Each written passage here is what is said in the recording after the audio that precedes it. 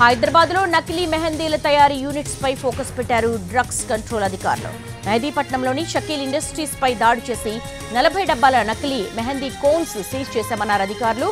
మెహందీ చేతికి చేసినప్పుడు బాగా ఎర్రగా పండేందుకు పిక్రమిక్ యాసిడ్ వాడుతున్నారని గుర్తించామన్నారు. ల్యాబ్కు పంపించినప్పుడు యాసిడ్ ప్రమాదకరమైన రిపోర్ట్ వచ్చిందన్నారు అధికారులు.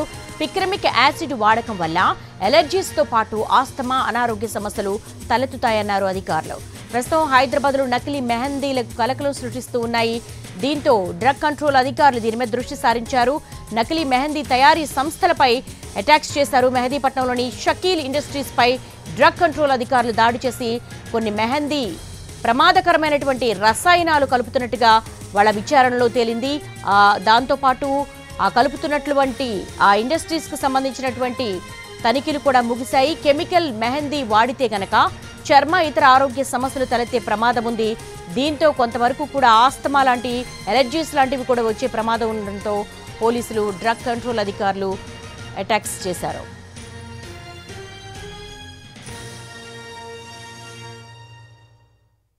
మార్కెట్లో జరిగిన ఈ మెహందీ కోన్స్ యొక్క శాంపుల్స్ లిఫ్ట్ చేసి మా ల్యాబొరేటరీకి పంపించడం జరిగింది. దాంట్లో పిక్రమిక్ యాసిడ్ ఆ రెడ్నెస్ కోసం అది వాడుతున్నారు అని మాకు తెలిసింది.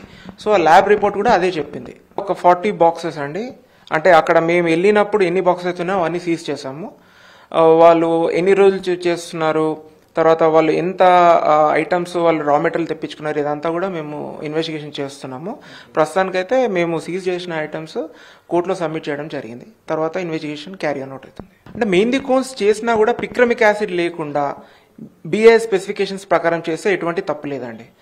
ఇలాంటి రెడ్నెస్ పెంచడం కోసము చేస్తే మనుషులకి, జనాలకి అలర్జీస్ కానీ, స్కిన్ ఇన్ఫెక్షన్స్ కానీ వచ్చే అవకాశాలు ఉంటాయి. సో ఇది